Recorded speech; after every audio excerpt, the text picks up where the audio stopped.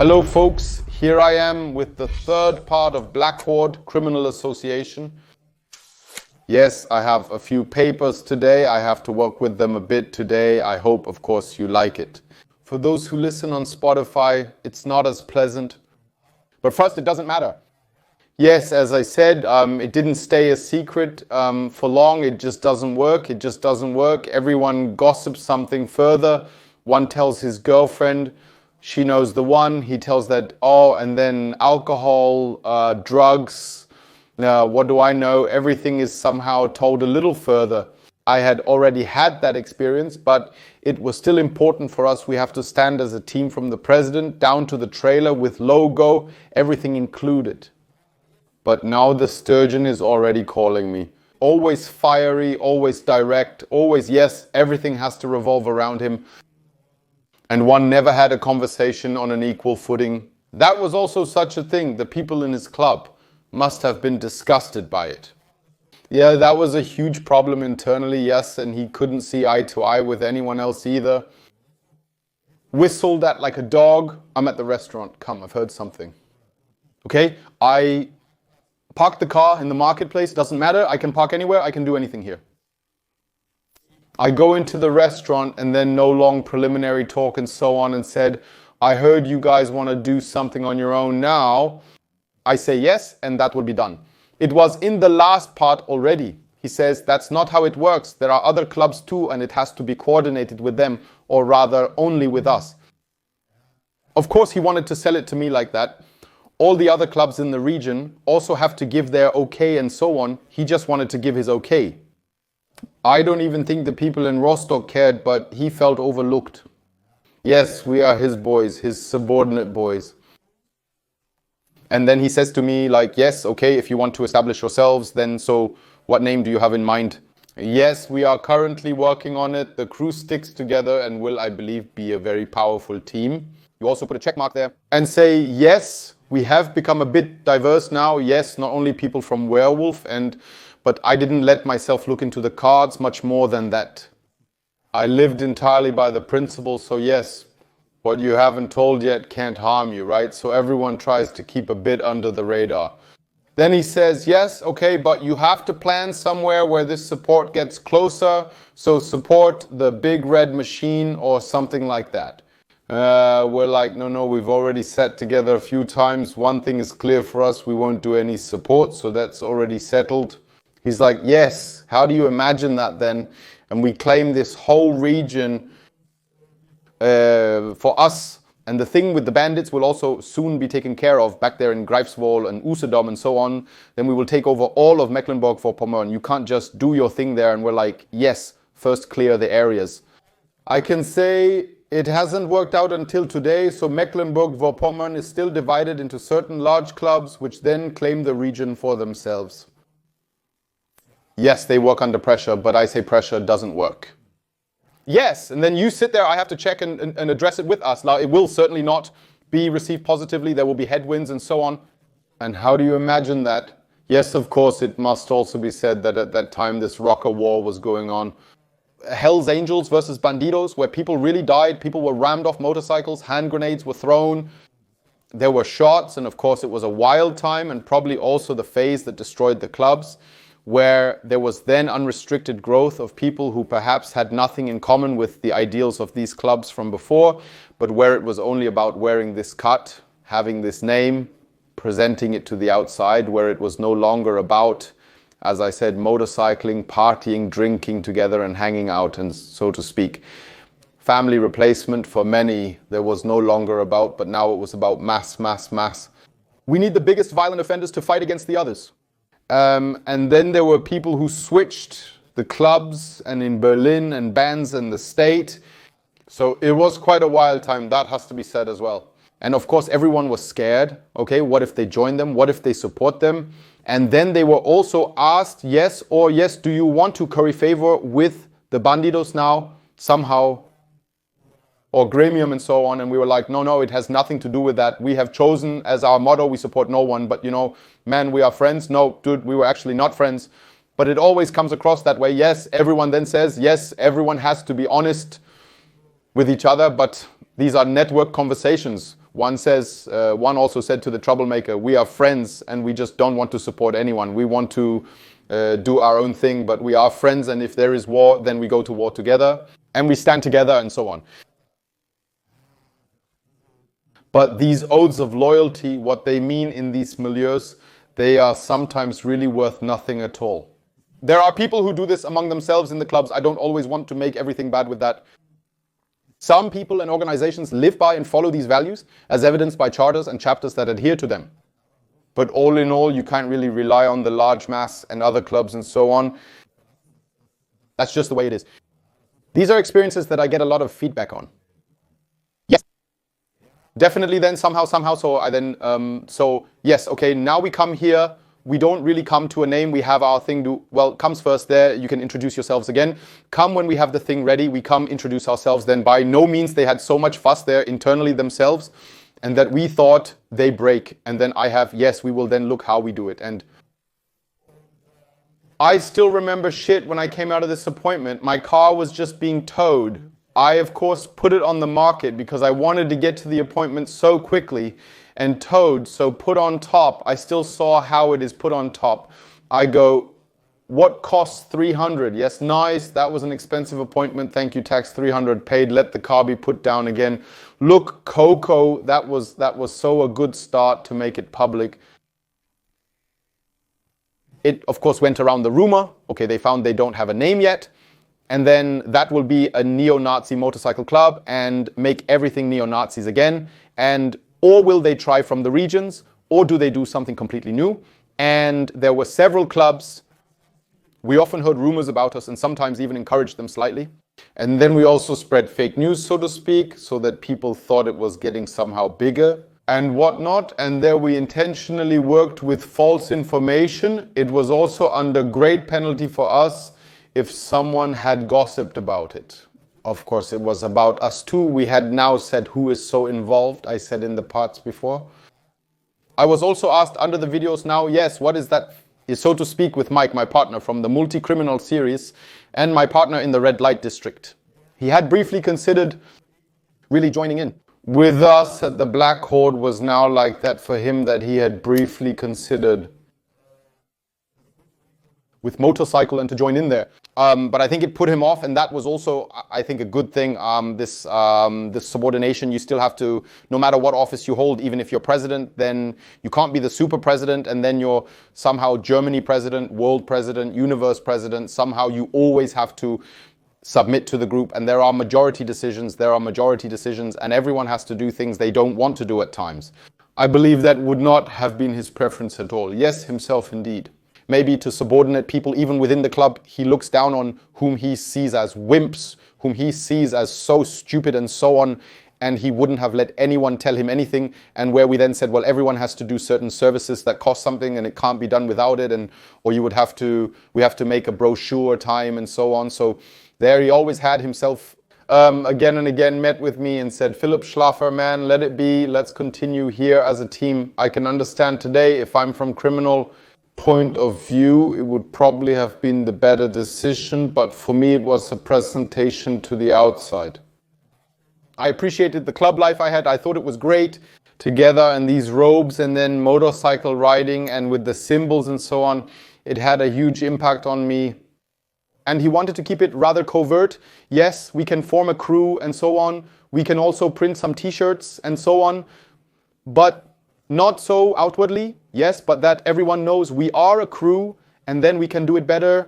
And then, of course, he always badmouthed people. Yes, what will become of him? He is soft, he is a rag, and so on. He was very quick to join in. And of course, there was also a change. I think that was the first change in our relationship, because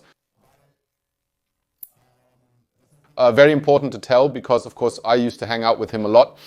And now I suddenly hung out with Daniel from Rostock, then in Wismar also with Danilo, who was also not there for the club. He was the Godfather's right-hand man in Rostock with the Lithuanian mafia. Then I hung out, as I said, with Christian, with Klaus. I suddenly hung out with them and spent less and less time with him. And I think that really weighed on his soul. He never communicated it openly. But I think that was the first slight crack in our relationship, because we were very, very close before. And yes, we still met for breakfast and lunch and to do sports. When it came to club activities, I wasn't involved. This was for someone who typically had input in all decisions in city matters. And now they say, yeah, but dude, if you're not participating here, then you can't be at the meeting either. And I think that was the first slight crack, but of course he will still accompany this series completely. Okay, but now it's about, I've been talking about the Black Horde all the time, and of course the name is not yet there. I then applied something that I used a lot in the club. I networked and manipulated, so to speak, within the club. That was also, I believe, one of my strengths that I could apply, pushing through decisions the way I wanted them. Of course, this also backfired on me at some point, but we'll get to that, folks. But then I did a bit of historical research, what would suit us. A kind of small troop that bows to no one and fights for freedom and so on. I simply did historical research using the secret search engine Google and came across the Black Horde. The name, I believe, so I have all this here. Friedrich Wilhelm von Braunschweig, or of Braunschweig, founded this troop in the freedom fights against Napoleon in the Napoleonic Wars. And it was a volunteer corps, and they had a skull with crossed bones underneath, so not like the Waffen-SS skull. So the Nazis have basically also always stolen many symbols. Not every skull with bones and so on stands for right-wing stuff and so on. And the uniform was black, but of course it was clear to us, but we didn't care. Of course, if we now as former neo-Nazis call ourselves Black Horde, abbreviated SS, then a black uniform, and then as a symbol a skull. Well, I can understand quite well today that someone from the press writes, where we were regularly in, he writes like, yes, here, neo-Nazi troop films itself to be in a motorcycle club, but makes all names in German and with skull and Black Horde and SS and so on. I can understand that. As I tell it today, we seem a bit foolish ourselves. You must change your perspective. Because we didn't care what others think. Damn it, I spent a life, I don't know, 13, 14 years as an outlaw, as an outsider of society in the neo-Nazi subculture. Yes, and I didn't care what others think and write. And now I'm going back to the path of the outlaw, the criminal. I don't want to be a part of society, and then I don't care what the press writes about it. Basically, I can always say we founded ourselves as non-political. We didn't want to be the first neo-Nazi motorcycle club, and in my opinion, we weren't, because politics didn't play a role for us. And then I pushed through the name at the meeting. To put it simply, only members could decide. Prospects and hangers had no say. I mentioned parts of it earlier. And then there was maybe just one person or so, I even think Toman or someone who said, yeah, I don't know. But there was a majority decision, and then we also called ourselves Schwarze Schar Motorcycle Club, so Schwarze Schar Motorcycle Club Wismar. And then it was first that we looked, okay, which colors do we choose? Yes, that's what I just said about the support. If we now have too much red in it, too much yellow, yes, or only black and white or whatever, then people have such a feeling. That was always the time when that one could look at colors, where do they belong, when they have newly founded. And we then quickly came to the conclusion, okay, then let's really adopt the colors of the black crowd, which was then black, white, silver. Silver was then not used so much yet. And we then also found it looking very noble. But now the black crowd in the original had a skull with crossed bones. We knew, okay, if we put that on the back of our robe, we go for a ride, the stock protection comes, and then those things are gone quickly, robe gone, and everything and banning coming within 6 weeks or so. Quick note, my book, Hate Makes Violence, Mirror Bestseller, is out now if you'd like to support us. The brand behind the product, King Among the Kongs, check it out. There are many links under the video. How you can support us in our work, de-radicalization, anti-violence work on the internet and or at schools. So, many possibilities, thumbs up, thumbs down, comment, all that helps. Many thanks, and ahoy, video continues. Yes, and then we came up with the idea that Christian, our tattoo artist, who had a very, very creative streak, said, okay, he would get to work on it. Then it's a process of discovery. He then kept making designs. Yes, drew a lot. It was also about, we had to choose a font. I don't even know, what were they called? Vampire 2 or something? No, something like that. Not Vampire. Blade 2 or something like that. So you really have to imagine that there is, of course, someone sitting there and then downloads Windows fonts and then somehow suggests about 40 fonts. And then there's always something like that. Black discs, Civisma, black discs, Civisma, and then it's presented like that. And then the fonts are crossed out and then lines are drawn, which font we like best. At some point, I believe we decided on Blade 2, though I'm not entirely certain. And there you have a font already, yes. And then you have to see, okay, well, how bent is it? Yes, we have the top rocker here. Yes, at the top, where the name is. Then Black Flock. And so there was a lot of graphic work to do at first. You really, really have to say that. We then also had 2 different graphic designers that we put on it. And the name was set, the color was set, but the logo was not yet set. And then it went into the finding process, and that's when Christian stepped in and he said, yeah, cool would be in memory of the Black Horde, like a dagger and sword was also worn out. And then we creatively decided on a bayonet. So that was supposed to be the second part of the colors. And I don't even remember who came up with the idea that we should take a poker as well. Yes, so a poker is something you can use to stoke a fire. Yes, so it's part of a fireplace set and it had a nice symbolic power for us, like kindling something and so on. You think big and there must be an interesting story behind it. And of course, it's a nice thing when people are on the journey with you, you discuss it. And then there were the first drawings, yes, and then you say, yes, we need to shade a bit more and the bayonet bigger. Poker different and turn the poker around, not spikes up or down and turn the bayonet around again. So it was quite an act because it was clear to us, okay, if we manage this now, then you can't say, so yes, how, so then you can't say 4 weeks later and you didn't order patches and then you say, yes, well then we do the color new. Yes, you did the tattoo here, 6 weeks new, then again new, yes. But the first draft, it really had to sit. And of course, we wanted the quality to come through. When people look at it, they say, that's pretty awesome. I must also say that we have always received a lot of encouragement for what we have created anew with the name Schwarze Schar and with the logo, with the skull, shoe hook and bayonet and so on. That was well received. It also had something martial and so on. As I said, I didn't want to go with diamonds around the area. That means the color was created at some point,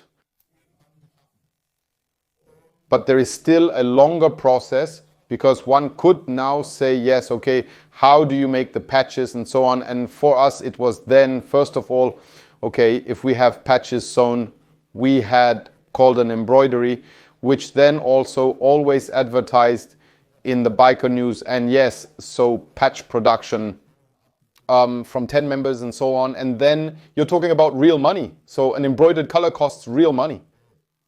Okay, but once the logo was set, we were super satisfied at some point. And okay, let's start with zipper jackets and t-shirts. I still remember that we then somehow picked out zipper jackets in the EMP catalog or something. I think even from Dickies or something. And they were black and had a silver hood. Then somehow cost 60, 70 euros the jacket, and we just had to remove a small embroidered logo somehow, and that was our first kuta, so such a jacket from Dickies, which we then had printed. So they ordered the jackets, all finished in the sizes, and then they were printed just as people were allowed to have them. So the 7 members were then allowed to have the jacket too. I think we had the color on it in small on the front. Only the middle color, so the skull with the shoe heel and the bayonet. And the full color was on the back. So Black Crowd, the color, then the Motorcycle Club, and below that, Wismar. We had all of that printed. And of course, the prospects could only have Wismar and Motorcycle Club on the back. And the trailer only had Wismar on the front. It was very important to us to stick to these rules and that everyone knew that. So we come to the rule book, and I believe there's a bit to smile or shake your head at, and German pedantry kicks in hard. Yes, of course, the first thing was, where did the leather jackets come from? Personally, I found it. There were also, again, in the biker news and on the internet, you could order, yes, I would say cowhide, very cheap jackets. So I would say the jacket cost 120 euros. It was then such a rough cowhide jacket. I always found it exciting when you said that. I would never have ordered or worn this jacket. It just looked like it came out of the bargain bin. But you could always tell when people who had never ridden a motorcycle before joined a motorcycle club, and they were newly recruited to join some support clubs. They always ordered their vests from biker news. It looked absolutely terrible. It had 3 closures in the front, and then here a bit, I think it was folded in here. Some kind of leather border, I don't know what you call it, no idea. And yeah, we told the people in the club who had a bit less money, it's not the best, but the customers have to come from somewhere. A few of us also had the old Red Devils customers. But that was no solution because, of course, the patches, they are partly glued and then also pinned on. Yes, and of course, we had to remove the Red Devils patches. And then you could see the glue and, of course, the old puncture holes in the leather vest from the old patches. And, of course, we knew that our patches would not be as big as those of the Red Devils. That means we first had to go on a vest hunt, and then everyone had to collect the money for it. Do you have the money to buy a vest? Do you have the Outlaw 120 to spare? No, yes, no. How will you ever get a motorcycle, dude? Yes, you can imagine how it came about that some people later became criminals because there was almost no choice. You commit to this life while others profit from it, which comes at a cost.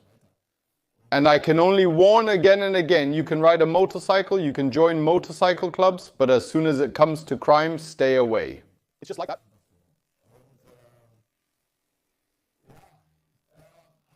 And yes, we then had the robes. What we didn't even know, that we had a cobbler in Wismar, and he also did leather work. He made leather jackets and repaired leather jackets. He later made several more robes for me. And we went to him and told him, listen, we 12 need leather robes here. And he was like, okay, all clear. And then in very different sizes, let's say, I needed a bit more beef, and we all had to go there, got measured. We all had the same robes made first with such closures. We picked them out, and that was the first attempts. Only later did the robes become very different again. One wanted with a zipper and a bit longer, or even with sleeves and longer at the back, longer at the front. One for motorcycling, one for parties. So I think I had 3 robes afterwards, one going out robe and one for motorcycling. It was then very, very different. But then we all had our robes made. Of course, it also took that it was now another 4 or 6 weeks. So we wore these Dickies jackets first, and then t-shirts. I still had the t-shirt printing, and we at least made our first t-shirts, so we could now also present to the outside, yes, we are there, this is the logo, that's how it goes. It of course did not go down well with everyone. At first, we will come to that, but now the first patches had to be made, and then money was also collected. I mean, at the beginning, everyone had to give 300 euros for this Dickies jacket, for the first t-shirts, and for the patches, yes. And these 300 then together were for some, yes, as I said already, so naked. And I still remember then we gave the order for the patches, we commissioned there. We had thankfully thought that we first get such a sample set, yes, from the small bars in front, Black Shah, and then we know, and then President, and what else did we have on it, 1%. And Germany, I think in front, yes. Or here was 1%, and I don't remember, I have to look, I have the instructions here. Where does what go? We will come to that, or next time to, let's see, yes, and have this set ordered everything. And there I remember somehow like 10 days later, this set comes, and it was such a babble set. It was so badly stitched. And I said, dude, I wouldn't even wear that in the dark in my guest toilet and present it to someone or present it to myself. Yes, so these are all things that had to be taken care of. I know it always sounds like that when I call the series Black Crowd Criminal Association, but what was going on beforehand and what had to be taken care of, no one can imagine. People still think it's too easy to get things going. And I also had to make a million phone calls on the side. That's why you have phone calls like this today. Would be everything, what wanted. Other clubs have already called, asking about the details and if they can participate, but I've declined. There needs to be a lot more structure in there. That means we needed some time again to get the right patches and wait for the vest. And for us it was clear now, okay, we have to be there somehow with a bang.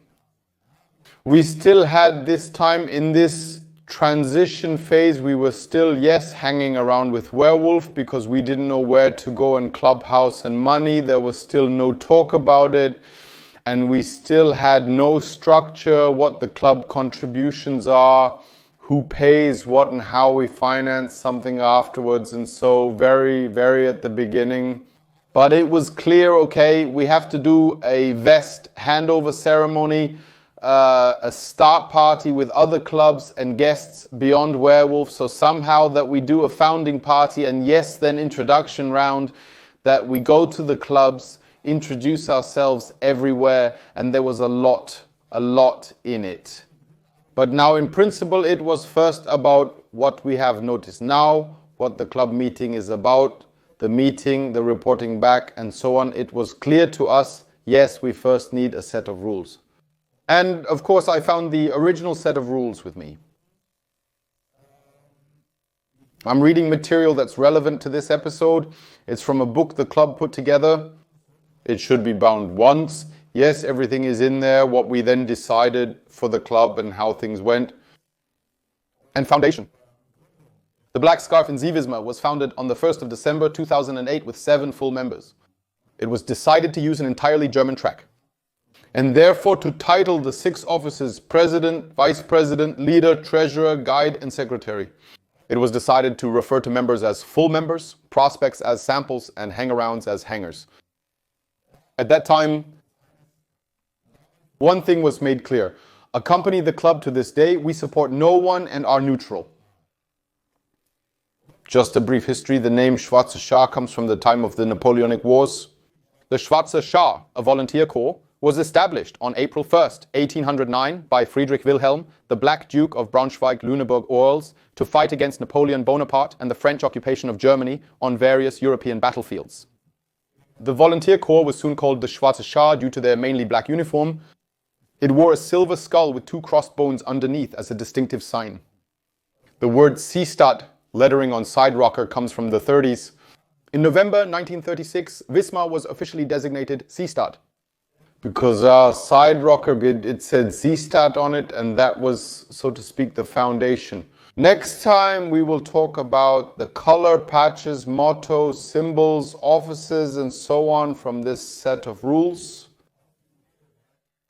I just find it very exciting to read this again. I'm sure I haven't read it for 12 years, not even during the club time or something. And therefore, I would like to take you on this journey and how we then took ourselves in as a ritual, first party and so on. Guys, I'll tell you about it next time. And as always, I remain with an ahoy from the coast.